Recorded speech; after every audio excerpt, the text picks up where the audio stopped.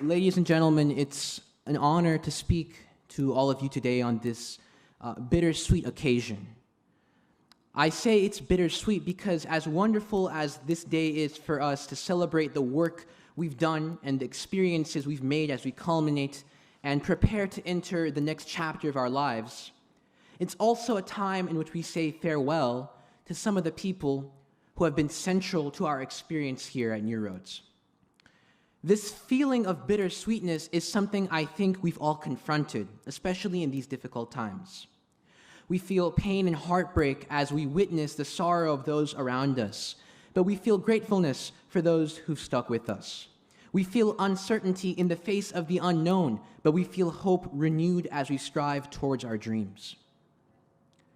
Human experience is like a hall of doors. Throughout life, some of these doors shut. They are the opportunities that pass by, the memories that fade away. But at the same time, there are doors that open. They are the opportunities that we never expected, the memories ahead of us we will treasure forever. As I reflect on the philosophy of New Roads, I see that we've received special preparation for such an experience. At New Roads, our education has always been purpose-driven and directional. We utilize the things we learn and orientate them into a context that can transform people, elevate their quality of life, and give them opportunities.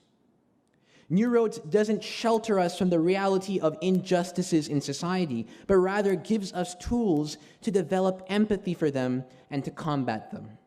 New Roads doesn't shrink away when it finds a door shut, but it marches straight ahead to the next door down the hall until one opens.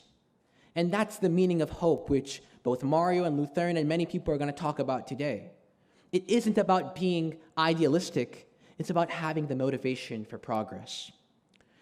We were given preparation to become analytic thinkers who inquire and learn to diagnose the injustices we see in society using reason.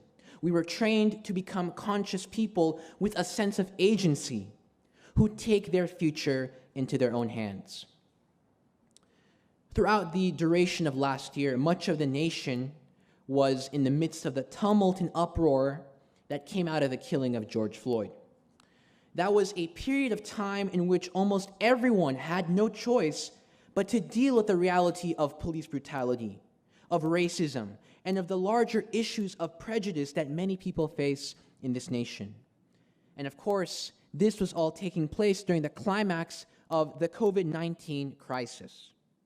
But in the midst of that difficult time, New Roads students, my fellow peers in this class, in this senior class, rose up to protest the injustices they saw. They spread information about how to use their democratic voice. They became sources of solace and comfort for each other. They organized places of dialogue to discuss the emotions and perspectives behind this complex situation. So clearly, the work New Roads had done in cultivating us had worked, and I want to take the opportunity to acknowledge such a wonderful achievement.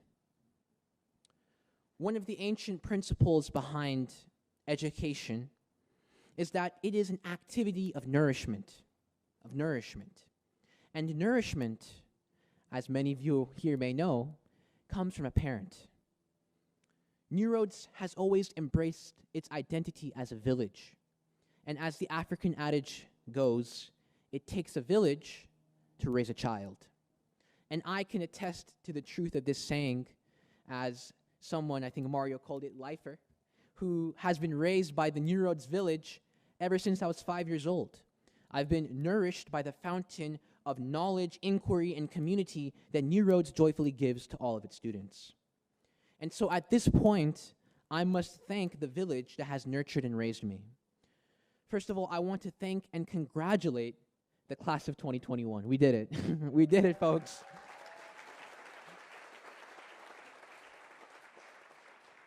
Some of us have been here since the beginning, like Angus, Theo, Gus. We have others too, Shane, and others. Some of us have been here they came here this year, just this year.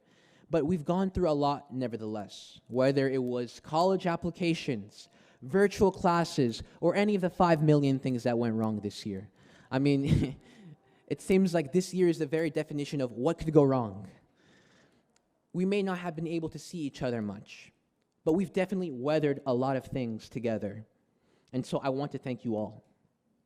I also want to thank our head of school, Lutheran Williams, and all of the high school administration and faculty who gave me the opportunity to speak and helped make this graduation possible. We appreciate the work you've done for us throughout our high school years, and especially this year.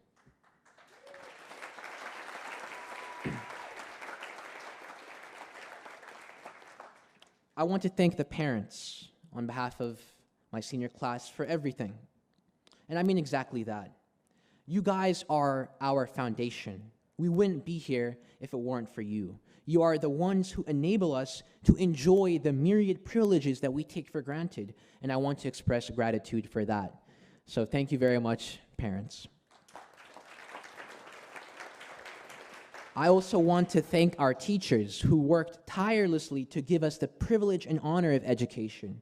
I can't tell you all how much you inspire me. Your encouragement, support, creativity, and passion for your subjects is a source of enthusiasm and of energy for all of us. We can only hope to pay forward the tremendous kindness that you've all given us. So thank you.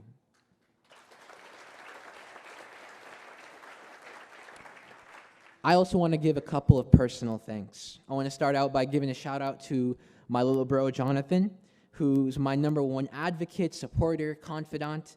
He pushes me every day to try and be a role model for him, and I cannot wait until New Roads High School gets to teach the smarter Malaku siblings, so shout out to him.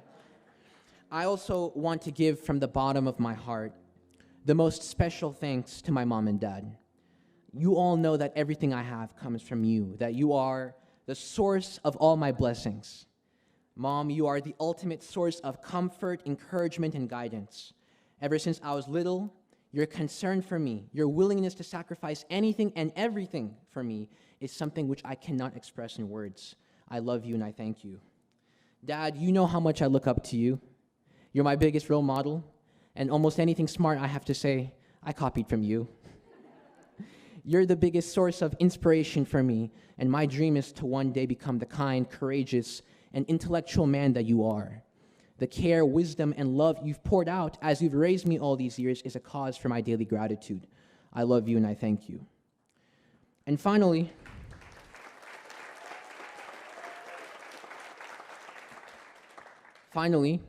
as you can all expect for those of you who know me, I want to offer worship and glory to the Creator and the Triune God, the Most Holy Trinity, for granting me to see this day, for giving me the blessings and blessed people that I have in my life.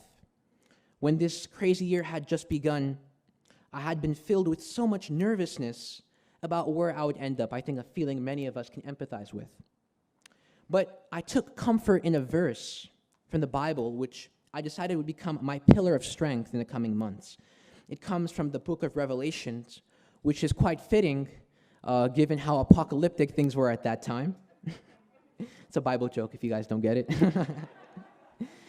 It says this about Christ: "These are the words of him who is holy and true, who holds the key of David. What he opens, no one can shut, and what he shuts, no one can open." This year has been a testament to me of how doors shut and how doors open, and how infinitely grateful I am to him for closing the doors he closed and for opening the doors he opened. And so today, as we all bid farewell to each other, it's worth knowing that when we confront that closed door, and it's going to come, it comes time and time again, we shouldn't lose hope. We shouldn't lose sight of what's in store for us.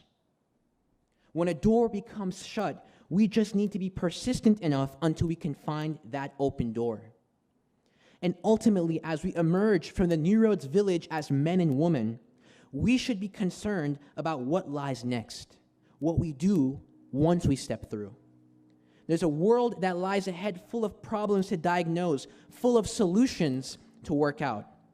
But we are called to extend the life of the village we've been privileged to enjoy. We're called to build villages of our own, to become bridges by which people of all walks of life can be able to unite. The village has put its trust in us, and now we must give back. Thank you.